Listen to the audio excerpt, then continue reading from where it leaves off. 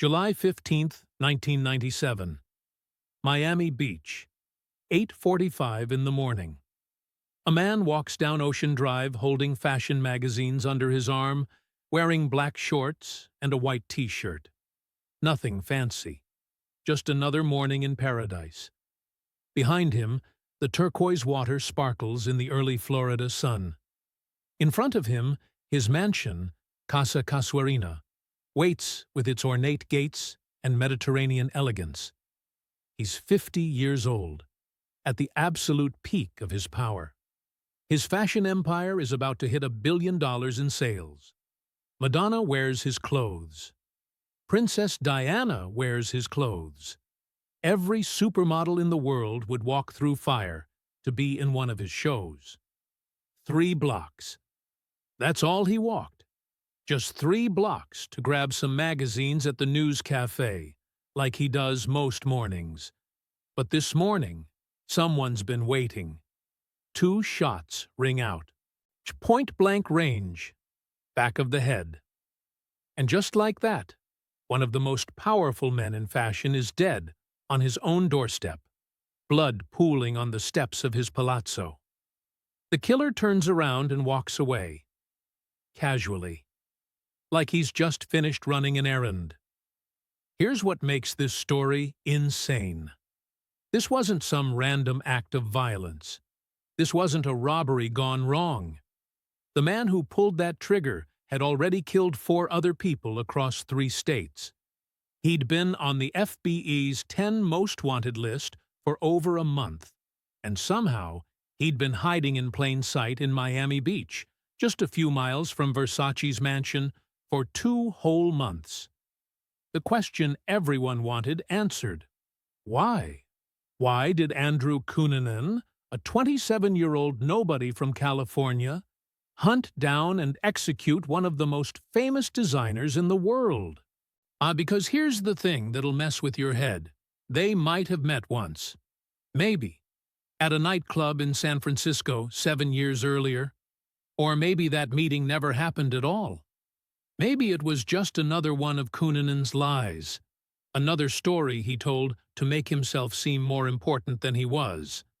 Let's rewind this whole thing. Because to understand why Gianni Versace died that morning, you need to understand who Andrew Cunanan was, and more importantly, what he was becoming in the spring of 1997. Andrew Cunanan grew up in San Diego, the youngest of 4 kids. His father was a Filipino immigrant who worked as a stockbroker. His mother was Italian-American, deeply religious. And Andrew? Andrew was the golden child, the favorite, the one who could do no wrong. The kid was brilliant, and I'm not using that word lightly. IQ of 147. So he read the entire encyclopedia set when he was 10 years old and actually memorized it. You could open any volume, ask him any question, and he'd have the answer. The family sent him to the Bishop's School in La Jolla, this prestigious private institution where most of the other kids came from serious old money. But here's where it gets interesting. Cunanan wasn't rich.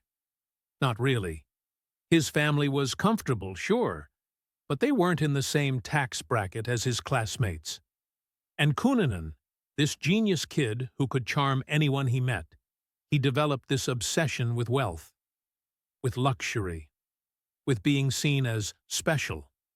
By the time he hit his 20s, Cunanan had figured out his business model. Befriend older, wealthy gay men who would shower him with expensive gifts. We're talking designer clothes, trips to Europe, unlimited credit cards, sports cars. His own mother later described him as a high-class homosexual prostitute, which is about as blunt as it gets. He moved to San Francisco, settled into the Castro district, and became a fixture in the club scene. People who knew him back then said he was magnetic. Funny. Could talk about art, literature, music. Could make you feel like you were the only person in the room. But underneath all that charm, there was something else. Something unstable. Cunanan was a pathological liar. He told people he came from a wealthy pineapple plantation family. He claimed to speak 7 languages. He bragged about knowing celebrities, about being close friends with fashion designers, about having connections in Hollywood. Some of it might have been partially true. Most of it was complete fiction. Oh, the lies weren't just casual exaggerations. They were the foundation of his entire identity. Andrew Cunanan wasn't really Andrew Cunanan. He was whoever he needed to be to get what he wanted. And what he wanted was to be part of that world of wealth and glamour and fame that always seemed just out of reach. So let's talk about 1990 for a second. October 1990. Gianni Versace is in San Francisco for an opera. He designed the costumes for a production at the San Francisco Opera. And there's this whole ceremony to honor him. Some people say Cunanan met Versace that night at a club called Colossus. They say Versace recognized him, and they had this brief exchange. Cunanan told this story over and over to his friends. He'd describe how Versace wagged his finger at him and said, "I know you. Lago di Como, no." And Cunanan supposedly replied, "Say, thank you for remembering, Signor Versace." Sounds good, right? Like a scene from a movie. Except, here's the problem. Nobody knows if it actually happened. The Versace family has always denied the two men ever met. And even if they did meet briefly at some nightclub, does a 30-second interaction 7 years earlier really count as a relationship? What we do know for certain is that Cunanan told people they'd met. He bragged about it. He embellished it. Classic Cunanan, turning a possible brief encounter into a dramatic story where he's witty and memorable and on equal footing with fashion royalty. Fast forward to 1996. Cunanan's life is starting to unravel. The wealthy older man who'd been bankrolling his lifestyle, giving him a $2,000 monthly allowance, paying for trips to New York and the south of France, they're providing him with a fancy car, he breaks up with Cunanan in September. Suddenly, Andrew doesn't have money anymore. He maxes out his credit cards. The lifestyle he's been living, the persona he's been projecting, it's all falling apart. And according to people who knew him, his mental health goes with it. By April 1997, friends reported that Cunanan was abusing painkillers and drinking heavily. And that's when he told people he was heading to Minneapolis to take care of some business matters with an old friend. Jeffrey Trail was 28 years old, former naval officer working as a propane delivery district manager in Minneapolis. He and Cunanan had been friends when Trail was stationed in San Diego, but by 1997, their friendship was strained. Trail had recently moved to Minneapolis for his job. When Cunanan announced he was planning to visit, Trail told his sister he didn't want him to come. He'd been distancing himself from Cunanan. He was dating someone new. And a week before his death, Trail told a friend he'd had a huge falling out with Cunanan. He said, "I made a lot of enemies this weekend. I've got to get out of here. They're going to kill me." April 27, 1997. Cunanan flies to Minneapolis. He goes to the apartment of David Madsen, his ex-boyfriend, a 33-year-old architect who was, by all accounts, the love of Cunanan's life. Madsen had ended their relationship in the spring of 1996, telling friends he sensed something shady about Cunanan. Cunanan stole Trail's gun and took it to Madsen's apartment. He called Trail and told him to come retrieve his weapon. When Trail showed up, Cunanan beat him to death with a hammer. Not just kill him, beat him. 25 to 30 blows to the head. Then rolled his body in a carpet and shoved it behind a sofa. Trail's watch stopped at 9:55 p.m., probably when he died. Here's what's absolutely chilling. Madsen was there. Witnesses saw both men in the apartment elevator the next day, April 28th. Another neighbor saw them walking Madsen's dog on April 29th, which means Madsen spent at least 2 days in that apartment with Trail's dead body rolled up in a carpet just a few feet away. Was Madsen a hostage? Was he in shock? Was he terrified Cunanan would kill him too if he tried to escape? We'll never know for certain. Trail's body wasn't discovered until April 29th, when one of Madsen's co-workers got worried and checked on him. They found the body and called the police, and by then, Cunanan and Madsen were gone. May 3rd, 1997. Fishermen near Rush Lake, about an hour north of Minneapolis, find Madsen's body in a farm field near the shore, shot in the head and back with Trail's gun, the same gun Cunanan had stolen before killing Trail. Madsen's bright red Jeep Cherokee is gone, and so is Andrew Cunanan. The next victim was different. Lee Miglin was a 72-year-old real estate developer in Chicago. Wealthy, successful, respected in the community. And as far as investigators could tell, he'd never met Andrew Cunanan before. May 4th, 1997. Miglin's body is discovered in the garage of his Gold Coast mansion. The details of what Cunanan did to him are brutal. I'm not going to walk through all of it, but let's just say it wasn't quick, and it wasn't merciful. Cunanan tortured him, killed him, stole his Lexus, and drove away. 5 days later, May 9th, Cunanan needs a new vehicle. The Lexus is too hot, too recognizable, too easy to spot. He's at Finns Point National Cemetery in Pennsville, New Jersey. William Reese, 45 years old, is a caretaker there. Cunanan shoots him in the head with Trail's gun, takes his 1995 red Chevrolet pickup truck, and leaves the Lexus behind. Unlike the previous murders, which seemed personal, driven by rage or betrayal or some twisted emotional logic, Reese's murder is purely practical. Cunanan kills him for his truck. That's it. Just needs the vehicle. 4 murders in less than 3 weeks. Minneapolis, Chicago, New Jersey. The FBI is now involved. On June 12, 1997, Andrew Cunanan was added to the FBI's 10 Most Wanted Fugitives list. By then, he's already in Miami. May 11, 1997. But 2 days after killing William Reese, Cunanan arrives in Miami Beach and checks into the Normandy Plaza Hotel. It's not glamorous, $26.99 a night. A seedy place about 4 miles north of Versace's mansion. He pays in cash, and then he just disappears into the Miami Beach gay scene. For 2 months. Let me say that again. For 2 entire months, one of America's most wanted fugitives is living openly in Miami Beach, going to clubs, eating at restaurants, walking around South Beach, and nobody catches him. The FBI later took massive criticism for this. People wanted to know how they didn't anticipate he'd head to Miami, specifically South Beach, which was basically the gay pleasure palace of America in the 90s.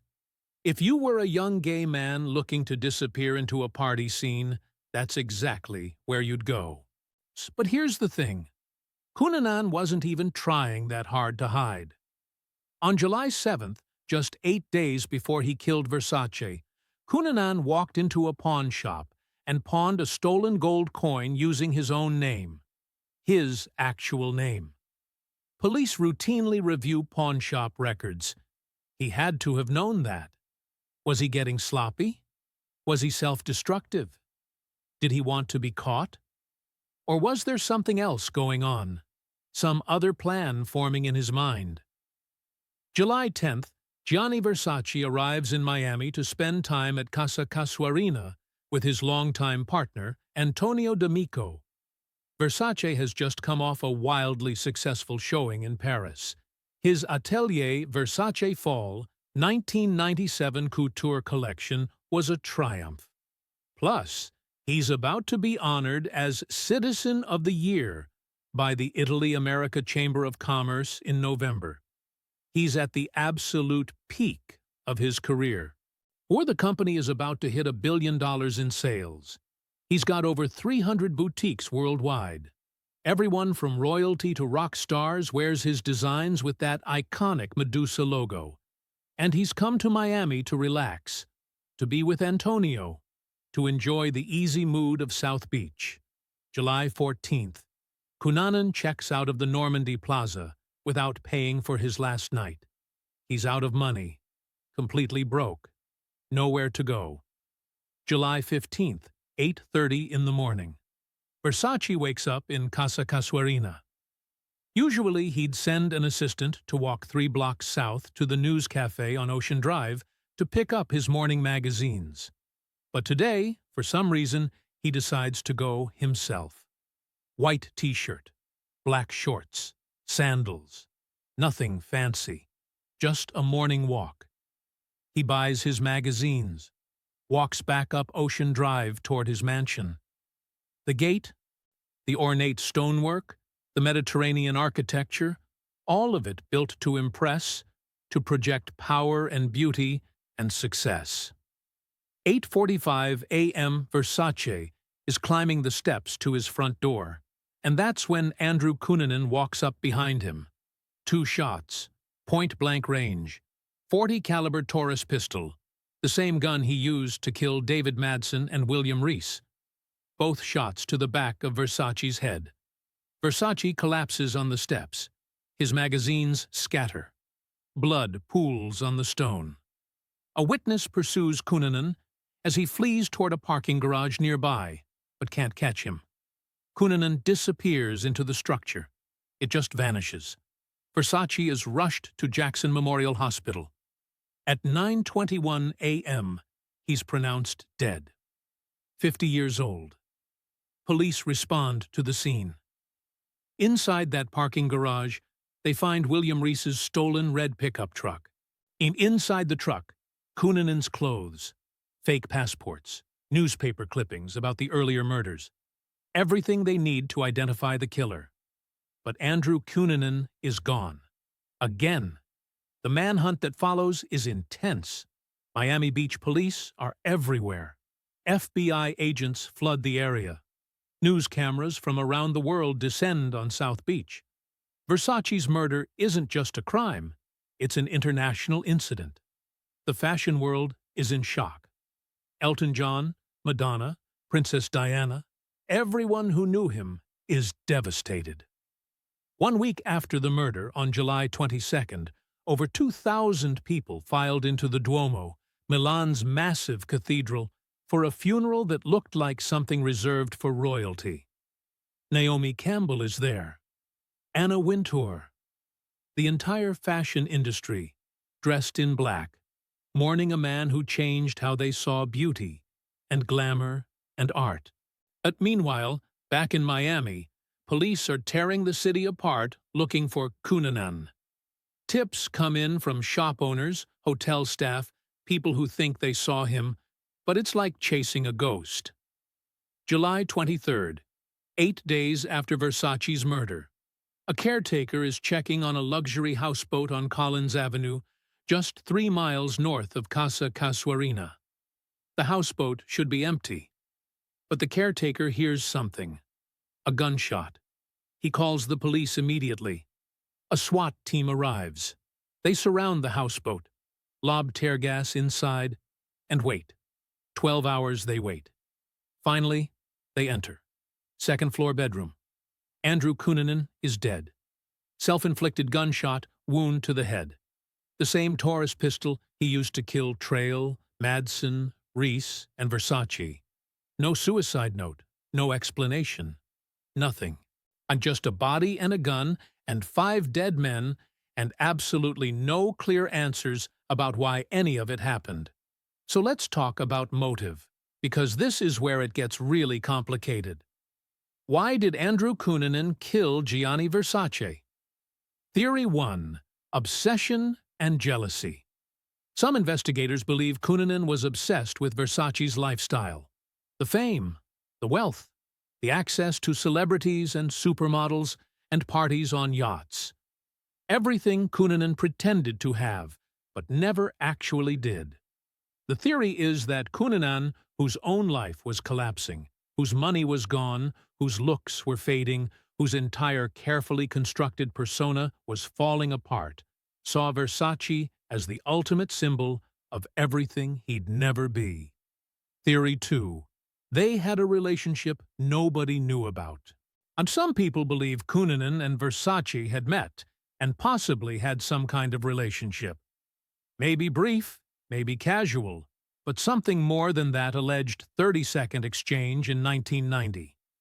The FBI said they firmly believed the two men had met in San Francisco, although what their relationship entailed remains a mystery. Did something happen between them?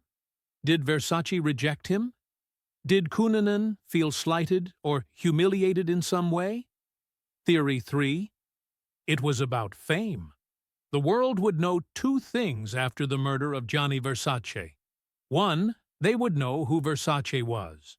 And 2, they would know his killer was Andrew Cunanan. That's what Andrew wanted. Look at me. I can get to anyone. This theory suggests Cunanan killed Versace specifically because he was famous. Because murdering someone that powerful, that internationally known, would finally make Andrew Cunanan matter, would finally make him the center of attention. Theory 4, there was no specific motive at all. Maybe Versace was just in the wrong place at the wrong time. Maybe Cunanan, who'd already killed 4 people, who was broke and desperate and had nothing left to lose, saw an opportunity and took it. Maybe there's no grand explanation, no deep psychological reason. Maybe it was just chaos. The truth is, we'll never know. Cunanan took his motivations to the grave. And maybe that's the most disturbing part of this whole story. The randomness of it. The senselessness. One of the most influential designers of the 20th century. A man who dressed princesses and pop stars, who built a billion-dollar empire, who changed fashion forever, was gunned down on his own doorstep by someone who might not have had any coherent reason at all, beyond rage and envy and a desperate need to be noticed. 2 months after his murder, the Versace Fashion Week show in Milan went ahead as scheduled. October 10th, 1997. But this wasn't a normal show. This was the fashion world coming together to honor one of their own. Giorgio Armani was there, Donna Karan, Miuccia Prada, Karl Lagerfeld, competitors who would normally be sizing up each other's collections, all sitting side by side. Donatella Versace, Gianni's younger sister, took over as creative director. She said, "My brother was the king, and my whole world had crashed around me. But she had to be strong for the company, for the family, for the legacy Gianni built. In Gianni's will, he left 50% of his fashion empire to his niece, Allegra. Santo Versace became CEO. The company continued. In 2018, it was sold to Michael Kors for $2.1 billion. Donatella still oversees the brand, still puts her own stamp on it. But she knows none of it would exist without her brother. As for Andrew Cunanan's victims, their families were left to grieve in the shadow of Versace's celebrity. Jeffrey Trail, David Madsen, Lee Miglin, William Reese. They all had families who loved them, lives that mattered, futures that were stolen. But the world focused on Versace, the fashion icon, the famous one. And maybe that's what Cunanan wanted all along. To be forever linked to someone famous, to matter, to be remembered. Well, he got his wish. His name is now permanently attached to one of the most shocking murders of the 1990s.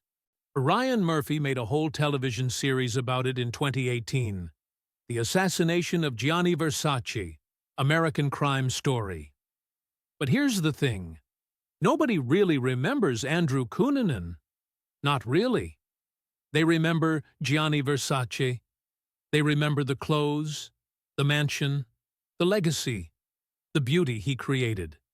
Cunanan is just a footnote, a cautionary tale, a reminder that sometimes violence comes from nowhere, from people whose pain and rage and desperation finally explodes in the worst possible way. Casa Casuarina, Versace's mansion, is now a boutique hotel. You can stay there if you have the money. You can swim in the pool where Versace swam, walk the same halls, sleep in rooms decorated with his aesthetic.